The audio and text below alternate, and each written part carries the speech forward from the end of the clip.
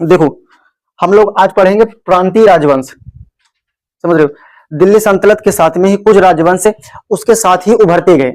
दिल्ली सल्तनत चल रहा था, जैसे कुतुबुद्दीन ऐबक आया, फिर उसके बाद इल्तुतमिश आया, फिर रजिया सुल्तानी, ऐसे आते गए। क्या कहीं पर वो कमजोर उनकी स्थिति हुई? हाँ, उनकी कमजोर जो स्थिति हुई थी वो किसके काल में हुई थी? तो एमबीटी मोहम्मद बिन तुगलक के काल में कैसी हुई? उनकी उसकी स्थिति कमजोर हो गई। मोहम्मद बिन तुगलक के हमने बताया भी कि उसको कई लेखकों ने क्या क्या कह दिया कि भाई जब वो मारा था कि राजा को प्रजा से, प्रजा को राजा से छुट्टी मिल गई। इसका मतलब है कि वह अच्छा करना चाहता था, होता ही नहीं था, और वो अपने नए राज्यों को नहीं कब्जाना चाहता था। सोचता था कि जितना मेरे पास है मैं इसी को बेटर ढंग से चलाऊं। तो उसकी कंडीशन क्या हो गई? कमजोर हो गई। तो धीमे धीमे क्या हो गया कि जो एमबीटी यानी मोहम्मद बिन तुगलक के काल में राज्यों का विघटन चालू हुआ था वो कंटिन्यूअस चलता गया, यानी 14वीं शताब्दी से 16वीं शताब्दी तक उसी के बीच का हम लोग देखेंगे। 14वीं शताब्दी मतलब समझते हो ना कि 1301 से लेकर के 1399 तक का 14वीं शताब्दी हुई। ये समझते हो नहीं समझते हो? ये वाला 1501 से लेकर के हाँ 1599 तक का, ठीक ना। क्योंकि 1528 में आ ही जाता है बाबर, तो इसीलिए 15वीं 16वीं शताब्दी हमको लेना पड़ रहा है। ये 16वीं शताब्दी, ऐसा नहीं कि 1600 वाला, नहीं, उसके एक साल 100 साल पीछे वाला, ठीक। ये चीज, यानी अब हम लोग प्रांतीय राजवंश, छोटे छोटे राजवंश पढ़ते हैं। देखिए, संपूर्ण सल्तनत काल जो था वो उड़ीसा, कश्मीर, यानी उड़ीसा भी आता था और कश्मीर भी आता था, सभी दिल्ली सल्तनत काल में आते थे। उड़ीसा तक था दिल्ली सल्तनत, और ऊपर में कश्मीर तक था, दक्षिण भी था। देखिए, परंतु दिल्ली का विघटन होना चालू हो गया था। दिल्ली का विघटन कहां से? दक्षिण भारत से, क्योंकि दक्षिण भारत में कंट्रोल करना बड़ा मुश्किल होता है। आप किसी मैदानी जगहों पर लड़ सकते हो, कंट्रोल कर सकते हो, लेकिन पहाड़ को कंट्रोल करना, पहाड़ी इलाकों को कंट्रोल करना बड़ा बहुत ही क्या होता है? दुर्गम में काम होता है। यानी दक्षिण जो विघटन हुआ था दिल्ली सल्तनत का वो कहां से? दक्षिण से। दक्षिण से मोहम्मद बिन तुगलक के टाइम में ही दक्षिण में 1333 और 1334 में, 1333 और 1334 में जो मदुरा का गवर्नर था जलालुद्दीन एहसान शाह, कौन था उसका नाम? था जलालुद्दीन एहसान शाह, ने ही मदुरा में क्या कर दिया? विद्रोह, और मदुरा को अपने आप से अलगा लेता है, ठीक। यानी विद्रोह। और ये भी बताया था कि मोहम्मद बिन तुगलक का समय में सबसे ज्यादा विद्रोह हुआ था, आंतरिक विद्रोह। बताए थे नहीं बताए थे? हाँ, बहुत विद्रोह हुआ था।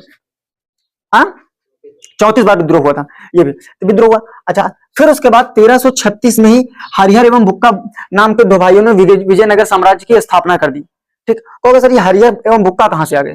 तो अभी जब बताएंगे हरिहर एवं भुक्का, जब संगम वंश पढ़ेंगे। जो हरिहर एवं भुक्का थे ना, इन लोगों का भी एक राजवंश था।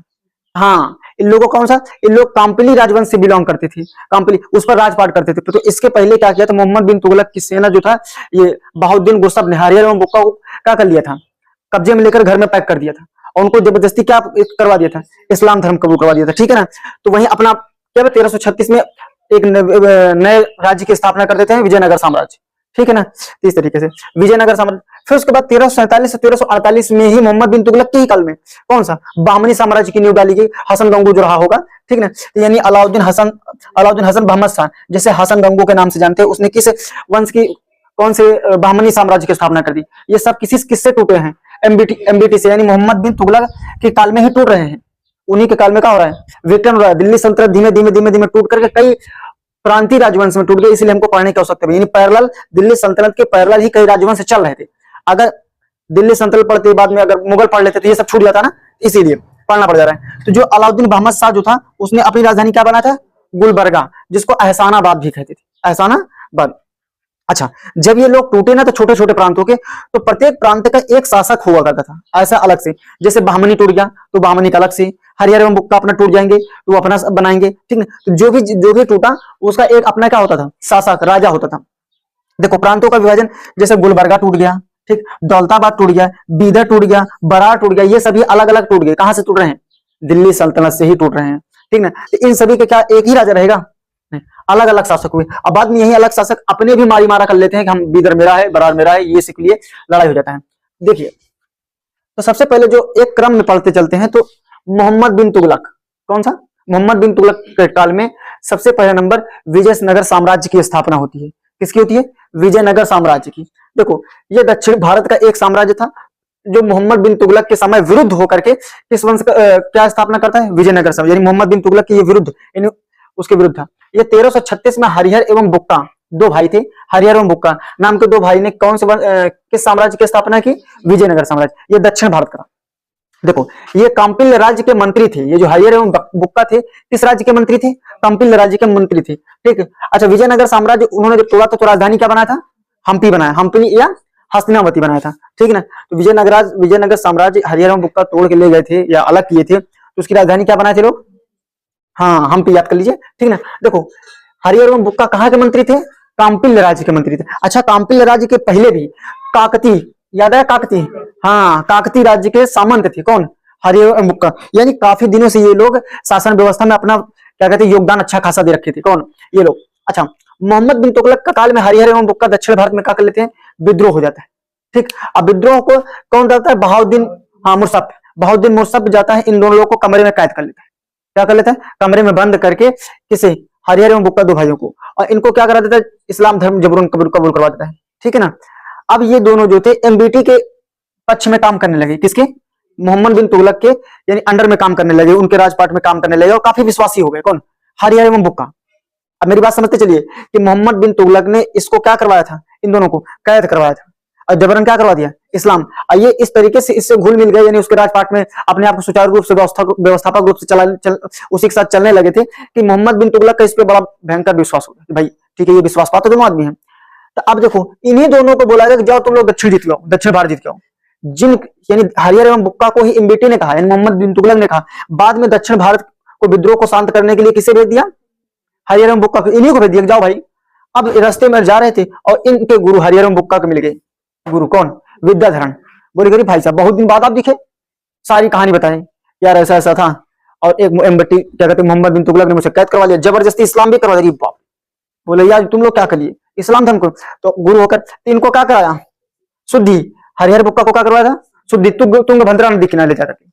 ठीक है ना, हाँ उनकी क्या करवाया? शुद्धि। यहाँ से चलो भाई आप लोग फिर से हिंदू धर्म में एंट्री हो गई आप लोग की। ठीक, तो अब इन लोगों की इच्छा जागृत हुई, क्या ऐसा है हम विद्रोह ही शांत करेंगे, विद्रोह को भड़का देंगे।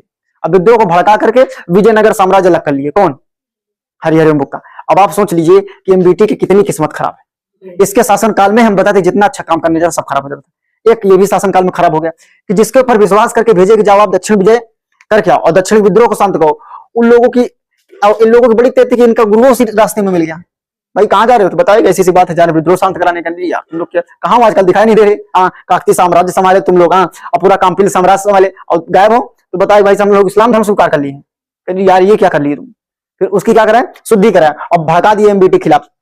अब इन लोगों ने विजयनगर साम्राज्य की स्थापना कर दी। कौन? विजयनगर साम्राज्य। तब विजयनगर साम्राज्य जब स्थापना किया तो उसमें अनिगोंडी और कौन? वेणुगोंडा ऐसे नाम आ जाता है, और चंद्री, ये सभी छोटे छोटे क्षेत्र थे। ठीक है, अब देखो विजयनगर साम्राज्य की स्थापना होगी। ठीक, विजयनगर साम्राज्य जो था इस पे टोटल 4 राजवंशों ने शासन किया। कितने राजवंशों ने? 4 राजवंशों ने। ठीक, जैसे संगम सतुआ के नाम से ट्रिक है, संगम सतुआ। ऐसे ट्रिक कौन सी है यहां पे लिख देते हैं, ट्रिक ऐसे याद कर लोगे,